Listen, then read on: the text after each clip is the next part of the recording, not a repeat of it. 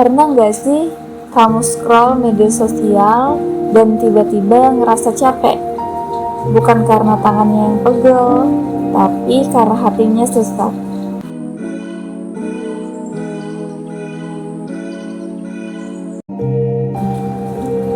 Satu cerita, satu suara, tapi mungkin kamu juga pernah ngerasainnya. Hai semuanya, selamat datang di audio kehidupan. Suara kecil dari hidup yang sering kita pendam, dan ini suara yang mungkin juga kamu rasakan. Pernah gak sih kamu scroll media sosial dan tiba-tiba ngerasa capek? Bukan karena tangannya yang pegel, tapi karena hatinya sesak. FYP-mu penuh pencapaian orang, pamer kebahagiaan, atau kadang drama yang gak kamu cari, tapi terus muncul di beranda. Seolah-olah algoritma sosial media kita tuh tahu di mana kita lemah, dan dia main di situ. Hari ini kita ngobrol bareng yuk tentang suatu hal kecil tapi berdampak besar, yaitu mengubah algoritma sosial media kita. Aku yakin semua orang pasti main aplikasi yang namanya Instagram, TikTok, dan apalagi ya, banyak ya. Bukan cuma soal unfollow atau mute, tapi soal ambil kembali kendali atas apa yang kita konsumsi. Ya udah, ayo kita mulai. Algoritma itu bukan jahat, tapi netral. Sebenarnya, algoritma itu bukan musuh kita. Dia itu netral. Tugasnya sederhana banget. Kasih kita apa yang kita sering lihat, like, komen, dan juga simpan. Jadi, kalau kamu sering nonton video drama, dia akan kasih kamu drama. Kalau kamu sering buka konten insecure, ya dia akan kasih kamu lebih banyak alasan buat ngerasa kurang. Karena itu, banyak konten-konten tentang insecure yang akan ditampilkan. Tapi kalau kamu suka konten healing, journaling, atau video coaching yang lucu, atau inspirasi hidup, ya itu juga akan terus muncul. Jadi apa yang kamu konsumsi itu akan jadi kamu. Kita ini makhluk yang berpengaruh dan mudah dipengaruhi. Apa yang kita lihat terus menerus lama-lama menempel. Nonton orang pamer rumah setiap hari bisa bikin kita ngerasa rumah kita jelek dan insecure banget. Kita lihat orang traveling terus bisa bikin hidup kita ngerasa kurang, padahal semua itu gak selalu real. Banyak yang dikurasi, diedit, di belakangnya bisa jadi kosong. Jadi ubah konsumsi sama dengan ubah pola pikir. Ubah pola pikir, ya ubah hidup kita. Lihat siapa aja yang kamu follow. Apakah akun ini bikin aku tenang atau bikin aku cemas? Apakah akun ini menginspirasi aku atau malah bikin aku membandingkannya dengan hidupku? Apakah akun ini sesuai dengan nilai hidupku? Atau hanya sekedar tren atau FOMO, unfollow, mute, atau sembunyikan. Jangan takut bilang gak update. Kesehatan mental kamu lebih penting daripada FOMO itu. Lihat dan latih algoritma baru di HP-mu. Abis bersihin, sekarang isi ulang. Cari konten yang kamu lihat lebih sering, kayak akun edukasi yang menyambung sama passion kamu. Konten healing kayak journaling, psikolog tentang lebih mencintai diri, atau konten spiritual tentang seni, hal-hal yang kecil yang bikin bisa hidup kita lebih damai. terus kamu simpan, kamu like, kamu share konten yang kamu sukai, dan lama-lama algoritma itu akan ikut kamu, bukan sebaliknya. Dan untuk kamu yang dengar ini, jangan takut jeda dari media sosialmu ya. Kadang bukan cuma soal ganti algoritma aja, tapi jeda, kita tuh harus jeda dari semuanya.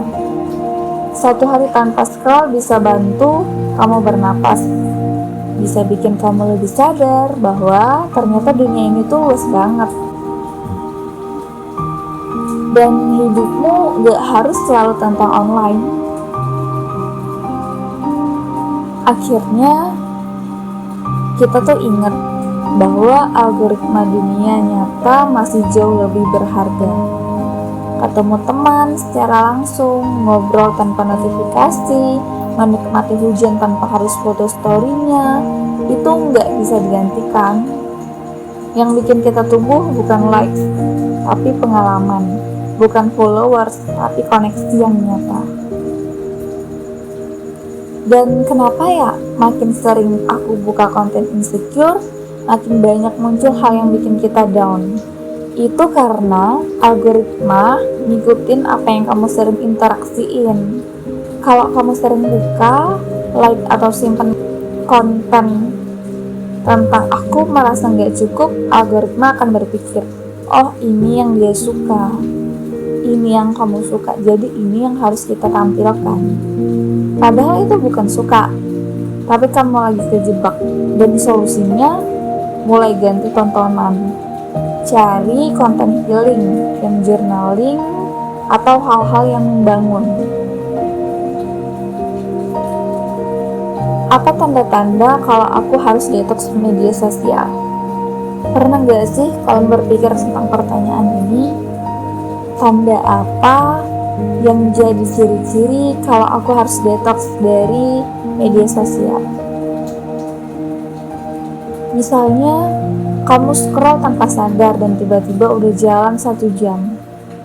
Habis buka sosmed, kamu ngerasa capek atau sedih banget. Kamu mulai ngebandingin hidup kamu sama orang lain. Tidur kamu jadi terganggu. Kalau udah muncul tanda-tanda ini tuh sebenarnya sinyal dari badan dan pikiranmu bahwa tubuhmu itu butuh untuk rehat sejenak. Terus untuk mengubah algoritma itu apa harus unfollow semua orang? Ya nggak harus sih. Kamu bisa mulai dari mute atau hide post, atau jangan interaksi dengan konten yang nggak sehat buat kamu. Karena tadi kamu udah mengenal tanda-tandanya, sekarang kita harus lihat apa yang kamu follow. Kuncinya bukan bersih-bersih total, tapi sadar dan selektif. Kita tuh harus menyaring guys. Prioritaskan konten yang bikin kamu tumbuh, bukan yang bikin kamu stay ngestak lama-lama di pikiran itu. Emangnya bisa ya bikin algoritma kita jadi lebih damai? Ya bisa banget lah. Sama kayak kamu ngelatih otot, algoritma juga bisa kamu latih. Sama juga kayak kamu lagi olahraga, bangun olahraga setiap hari. Itu kayak interaksi terus dengan konten yang kamu mau lihat kan, sama aja. Dan kurangi interaksi dengan yang gak kamu inginkan. Pelan-pelan berandamu bakal berubah jadi tempat yang lebih aman buat jiwamu.